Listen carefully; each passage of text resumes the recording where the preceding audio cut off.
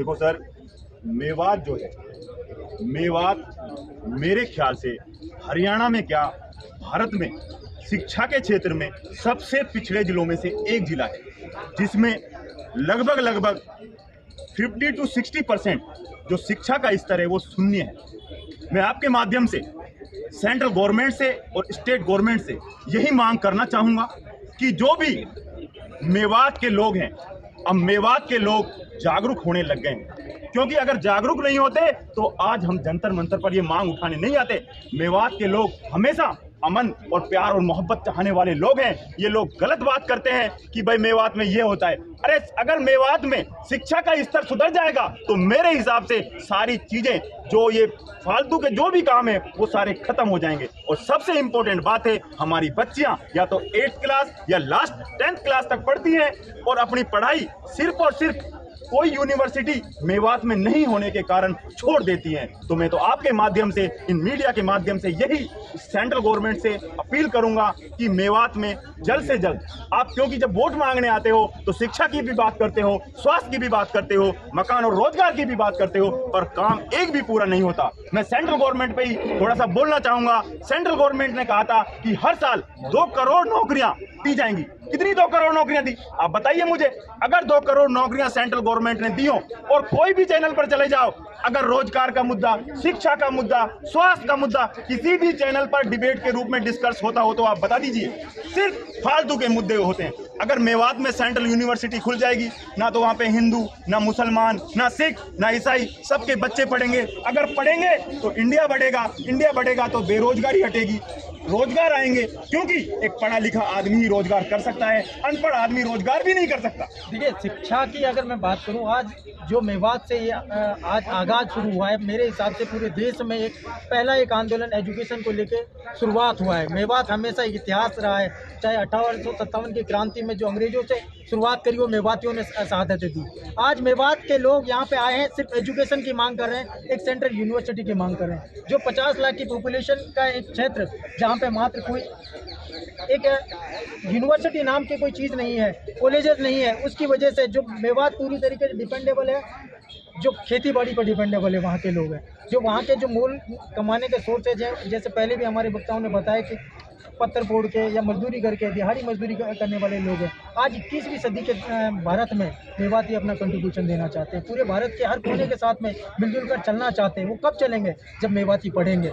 जब आज हिंदुस्तान, हम लोग चंद्रयान की बात करते हैं, हम लोग बात करते हैं चंद्रयान में भी मेवात का कंट्रीब्यूशन हो। जिस तरीके से आज पूरे भारत के इतिहास को आप उठा लीजिए, सबसे ज़्यादा अगर अंग्रेजों से लड़ाई लड़ने में शहादतें दी तो मेवातियों ने दी। आज अगर मेवात के किसी भी आर्मी में चले जाओ, पुलिस में चले जाओ, तो जिस भी तरीके से मेवातियों का हर जगह भारत के लिए अपने समर्पण रहा है। आज वो सब लोग डिमांड करते हैं कि जिस तरीके से पूरे 50-70 सालों से, 75 सालों से मेवात में आज तक एक भी यूनिवर्सिटी नहीं मिल पाई। मैं आपको प्रैक्टिकल बताता हूँ, मेरे गाँव में करीब 500 लोगों की बस्ती है। मैं इकलौता पहला ऐसा शख्स था जो अपने गांव से ग्रेजुएशन पास किया है। तो आप समझ सकते हैं कि अगर पूरे गांव से पहले ऐसे शख्सों की जो मैंने ग्रेजुएशन किया, उसके बाद जब मैं यहाँ से पढ़ लिख गया तो आज हमारे गांव से एरोनॉटिकल इंजीनियर हमारे गांव से निकला है। कौन से सन में किया?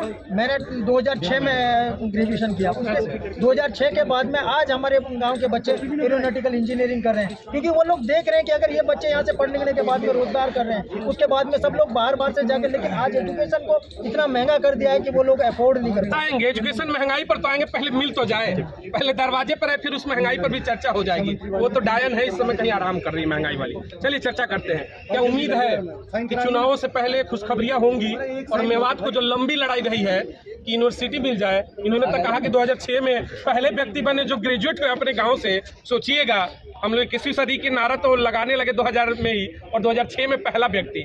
बड़े से मतलब इसीलिए कहते हैं कि अतरंगी देश है हमारा, बहुत चीजें निकल कर आती हैं। उम्मीद है कि मिलेंगी यूनिवर्सिटी? देखिए, यूनिवर्सिटी तो बहुत बड़ी चीज़ है और यूनिवर्सिटी का मुद्दा नया मुद्दा नहीं है, ये दशकों का मुद्दा रहा यूनिवर्सिटी का। अभी मौसम भाई ने जो बताया कि पहले व्यक्ति हैं, ये सिचुएशन हर एक गांव की यही स्थिति है। किसी गांव से 1 ग्रेजुएट है, किसी गांव से 2 ग्रेजुएट है। और स्कूलों के हालात आप देखेंगे मेवात में, आपको मैं न्योता देता हूँ, आप आइए, हम तिजारा रहते हैं, तिजारा आइए, मेवात को देखिए। 200 से 400 बच्चों पर 1-1 2-2 टीचर। अब अभी भाई साहब बता रहे थे कि आप बिल्डिंग खड़ा करने से क्या एजुकेशन नहीं मिल जाएगा। वहाँ का जो एजुकेशन स्ट्रक्चर है वो बिल्कुल डैमेज है, स्कूलिंग एजुकेशन भी, और यूनिवर्सिटी तो है ही नहीं। कहना चाहूँगा जी, आपने कहा कि बड़ी मुश्किल होता है यूनिवर्सिटी बनाना। सुनिए ना, प्रधानमंत्री कहते हैं हर हफ्ते बनता है महाराज, आप कह रहे हो कि मुश्किल होता है, ये क्या चीज है? नहीं, मैं ये नहीं कह रहा कि सरकार को मुश्किल होता है, सरकार को मुश्किल तो हर हफ्ते बना रहे हैं। नहीं, ये सब जुमला है, हर हफ्ते कुछ नहीं बन रहा। हम कह रहे हैं हमारे गांव में पूरे सफिशिएंट स्कूल ही नहीं है, यूनिवर्सिटी कहाँ से आएगा? तो मैं सरकार से यही मांग करता हूँ, जो सरकार जो जुमलेबाजी कर रही है इस डिजिटल के दौर में, ये सच्चाई पे आई है। डिजिटल कुछ नहीं है, यहाँ लोगों को कलम नहीं है। अब डिजिटल इंडिया की बात कर रहे हैं, ये बेईमानी है मेवात के लोगों के साथ, ये सरासर धोखा है और बेईमानी है। देश का एक हिस्सा है मेवात, यूपी, उत्तर प्रदेश और उसके बगल में आएंगे तो हरियाणा, तमाम ऐसी जगह है जहाँ चर्चाएं होती हैं। सोचिएगा, डिजिटल इंडिया की बात करते हैं, ऑनलाइन पेमेंट से लेकर एवरीथिंग एजुकेशन की बात करते हैं। कोरोना पीरियड में ऑनलाइन एजुकेशन खूब चर्चाएं हुई देश में, लेकिन देश का एक ये वो भी कोना है जहां पर समझिए कि पेन और पेंसिल बच्चों के हाथों में अभी तक नहीं आई, और बात होती है मंचों से क्या, डिजिटल इंडिया। सवाल उठता है किस बात का डिजिटल इंडिया है और किसी गांव में पेन और पेंसिल नहीं पहुंचता है, तो क्या संसद इसकी जिम्मेदार नहीं है क्या? मैं आपके इस सोशल मीडिया के माध्यम से मैं ये बताना चाहूँगा कि जो अभी आप कह रहे थे कि पेन पेंसिल स्कूलों तक नहीं पहुँचती, कि केवल संसद में ही घोषणा होती है। आप अभी हमारे वकील साहब साथी बता रहे थे कि आप चल के गाँव की स्थिति देखिए, 2000 बच्चे 3000 बच्चों पे 2 टीचर। उसके बाद में भी हम जो कह रहे हैं मेवात यूनिवर्सिटी की बात, आज मेवात पिछड़ा क्यों है? और ये एजुकेशन की वजह से पिछड़ा हुआ है, क्योंकि बच्चे 8th या 10th में स्कूल ड्रॉप आउट कर देते हैं, क्योंकि बच्चियों को ग्रामीण देहाती लोग बाहर दूर नहीं भेज पाते।